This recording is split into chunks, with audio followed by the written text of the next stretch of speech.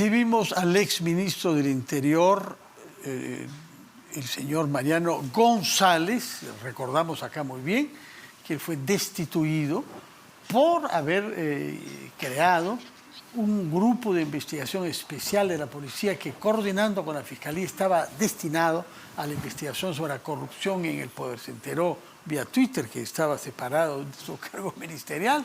Parece que su decisión irritó al expresidente de la época, que era Pedro Castillo, pero usted ese mismo día estuvo aquí en RPP y explicó que la salida suya respondía a una voluntad de impunidad y de acabar con el grupo de investigación que usted había hecho constituir. Y la prueba es que el presidente pidió que se retire a Harvey Colchado, que era el coordinador de ese grupo, cosa que no logró hacer. Y ya vemos que esto aceleró todo un proceso que culminó el 7 de diciembre con otra medida para garantizar esa impunidad, pero en este caso era un golpe de Estado que no le resultó y por eso está donde está, es decir, en la cárcel. Entre tanto, estamos averiguando más y más cosas y aparecen unos personajes que hubiéramos preferido nunca conocer ni tener que ver con ellos. El último es este señor Hernández Fernández, inapodado El Español, aunque eso creo que es hacer deshonra a los españoles en general, pero en fin, así se le llama. Explíquenos, permítanos mostrar un esquema que hemos obtenido del organigrama de esta organización criminal, ¿no? El presidente de la República, bajo el cual Jorge Ernesto Hernández Fernández, alias El Español, y abajo de ello hay 4 figuras que usted debe conocer: Sergio Castellanos, Henry Shibabukuro, luego hay el señor Verástegui Díaz, Jorge Fernando Casanova y Juan Esteban Asmat Búcalo. Estamos ante una organización compleja que tiene personalidades, algunos cuales están detenidos, otros no. Gracias por la oportunidad, Fernando. Definitivamente Castillo fue nocivo para el Estado peruano, ¿no? Y esta nueva noticia, digamos, nos trae un mensaje ya repetido en él, ¿no? Un atentado permanente contra la institucionalidad. Contra la institucionalidad, en este caso, el Ministerio Público, del Poder Judicial, de la misma policía, de todo el sistema de inteligencia, ¿no? O sea, pretender construir un sistema paralelo de inteligencia fue una tentativa realmente de destruir lo poco de institucional que quedaba al interior del sistema de inteligencia, ¿no? Que ya en otros momentos ha sido afectada, ¿no? Pero creo que... en otros momentos dice Montesinos. Así es. Bueno, ¿no? Creo que lamentablemente pues vulneró también inclusive algunos partidos políticos de oposición, ¿no? El Partido Acción Popular fue afectado de alguna manera, en la Comisión de Inteligencia, concretamente al secretario, que era un miembro de Fuerza Popular. El señor Cordero Hontoy, ¿no? Así es. Sí, Sí. Lo más sorprendente de todo esto es que aparezca este señor, del cual no habíamos oído hablar hasta ahora, y que ha sido separado de su bancada de esa Comisión de Inteligencia, nada menos. Y es delicadísimo porque la Comisión de Inteligencia es una comisión muy, muy, muy distinta a las demás. Es decir, es tan importante esta comisión que, a diferencia de las demás comisiones, los miembros son elegidos una sola vez. Para 5 años. Para los 5 años. Ya. Y él era el secretario, ¿no? O sea, tenía un rol importante. O sea, accedía a informaciones reservadas. Clasificada, así es.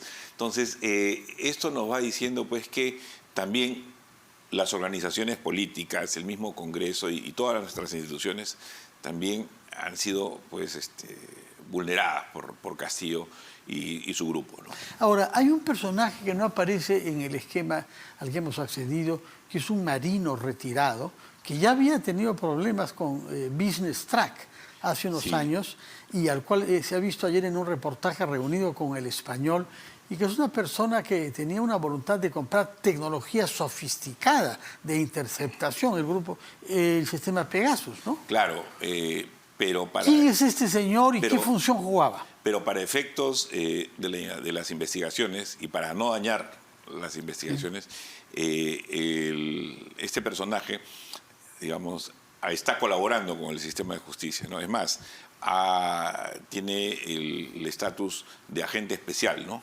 para facilitar justamente el material que obtuviera. Bueno. Que hubiera, Entonces, así es. mantendremos la reserva y no hablaremos sobre ese señor. Pero hábleme de otra persona que ha estado en la Fiscalía interrogado el día de ayer, que es usted.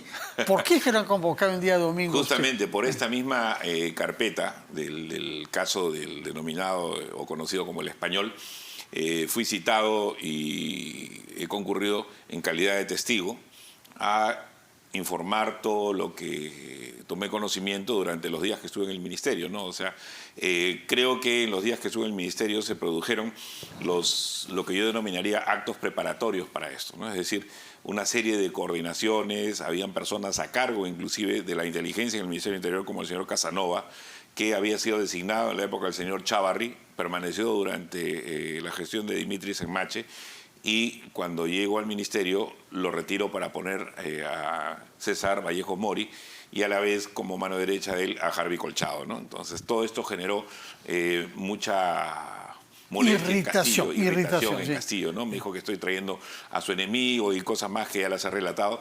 Pero lo importante es que nosotros convocamos a personas que sí eran parte del sistema de inteligencia, es decir, que tenían un expertise, que tenían una foja de servicios incuestionable y además personas con muy buena calificación para el trabajo, ¿no? De acuerdo. Pero ¿usted sabía sobre el Español? Porque en realidad parece alguien no con sabía. un nivel un poquito Sí. limitado, ¿no? Un español con antecedentes penales en España, pero que por delitos, que acá quiso hacer fortuna en tráfico de tierras y se encontró con la posibilidad de jugar un rol eminente en el Estado bajo Pedro Castillo. Justamente, y sin entrar al detalle del que nos hemos referido hace un momento, Verástegui, que era el edecán, el ayudante del ministro del Interior en ese momento, y obviamente yo ingreso y continúa él unos días. En el segundo día tuve un impasse con él, justamente porque me pedía que me comunique con este señor que hoy es colaborador del sistema de justicia. Eso no es tarea de un edecán, ¿no? No es tarea, alguien que le habían sembrado sino que en el ministerio. Si prácticamente de modo imperativo me dice que me comunique con alguien que es de fuera y no es del sistema de inteligencia del sector, entendía yo que algo no estaba bien, ¿no? Entonces, por eso es que procedo a retirarlo del servicio de manera inmediata. Y con asombro veo que a los 2 días estaba trabajando con Castillo, ¿no? Esa misma persona, Esa misma Verástegui. persona, ¿no? Entonces, como verá, del segundo día sí. yo ya tenía una idea más o menos forjada respecto a Castillo, ¿no? Que las cosas no estaban bien. Por eso es que seguimos trabajando hasta la conformación del equipo especial, que sigue actuando, ¿no? Que sigue trabajando y está trayendo muy buenos resultados para el esclarecimiento de los hechos y la búsqueda de la verdad. Conoceremos parte de los resultados cuando haya un juicio oral, ¿no? Cuando sí, la acusación sea pública. Pero también no nos olvidemos que hay una lista amplia de postulantes a colaboradores eficaces y que cuando ellos concluyan su procedimiento, que va a ser probablemente pues, en un corto tiempo, y además de que hay varios casos en los que se están acogiendo a la confesión sincera y se produzca probablemente la terminación anticipada, eso va a permitir tener resultados en tiempo récord, ¿no? Es una excelente noticia. Vamos a hacer una pausa, después de la cual quisiera que nos diga en el papel que ha jugado una persona como Shimabukuro, que ha andado sobre todo en la PCM, creo, pero se le ve actuando en varias cosas diferentes. Quisiera que nos diga una palabra sobre eso y también sobre su propio papel, porque hay personas que se preguntan si usted podría asumir una responsabilidad política con el actual gobierno de Dina Boluarte. Nos lo contestará, si lo tiene a bien, después de una breve pausa. Conversando con el señor Mariano González, exministro del Interior, durante pocas semanas, durante las cuales, sin embargo, se dio el tiempo para crear el Grupo Especial de Investigación de Corrupción en el Poder, integrado y coordinado por el coronel Harvey Colchado. Se ha dicho que el Español era encargado de contratar sicarios para asesinar nada menos que a la fiscal de la Nación y también al coronel Colchado. ¿Qué informaciones seguras hay sobre ese tema? Lo que sucede es que este personaje y otros más vinculados en esta investigación están muy relacionados al trabajo de seguridad y protección en temas de terrenos, defensa posesoria. Entonces, sí, con mucha cercanía también a ciertos grupos vinculados al sicariato, ¿no? Entonces, esa era la hipótesis que maneja la Fiscalía, justamente, ¿no? De que habrían estado buscando gente, y además hay algunas piezas en el expediente que dan cuenta de ello, ¿no? Que ya habían hecho algunas coordinaciones con grupos de sicarios para afectar justamente a Harvey Colchado, a sus familiares, a la fiscal Marita Barreto, a sus familiares, o a la fiscal de la Nación, Patricia Benavides, ¿no? Quiero preguntarle algo que tiene que ver con geopolítica, pero es un tema que usted domina, ha sido ministro de Defensa en un momento dado también, ¿no? Ya hace varios años. Hay un tuit emitido por el canciller de la República Bolivariana de Venezuela, expresando su solidaridad al pueblo peruano por los daños de la lluvia, pero también al gobierno. Nosotros pensábamos que Venezuela no había reconocido a Dina Boluarte, pero acá hay un gesto de ese tipo que lo distancia de la actitud que ha tenido el señor Petro. Yo he sido crítico en algún momento con nuestra Cancillería cuando creo que tenía que, digamos, ser más proactiva, pero también debo reconocer ahora que la Cancillería, obviamente en coordinación con nuestro embajador en Venezuela, el embajador Librado Orozco, vienen haciendo, por ejemplo, en el caso de Venezuela, un trabajo que creo que debería replicarse también en otros países de la región, ¿no? En otros estados de la región. El reconocimiento hoy, ya no tácito, sino explícito, por ejemplo, en este tuit de Iván Gil, saludando solidariamente al pueblo peruano y al gobierno, lo dice con toda claridad, es un reconocimiento a la presidenta Dina Boluarte, ¿no? O sea, más allá del dolor que todos los peruanos tenemos por el sufrimiento de nuestros hermanos en el norte y de las víctimas, y el reconocimiento solidario del canciller de Venezuela, yo creo que lo importante tiene que ver con el tema geopolítico, como bien dice usted, nos guste o no nos guste, digamos, lo que ocurre. No nos gusta tanto así que hemos creado el Grupo de Lima, claro, que no ha funcionado mucho, pero el Perú tuvo el impulso diplomático de un grupo para respaldar a la oposición y desconocer al presidente venezolano. Así es.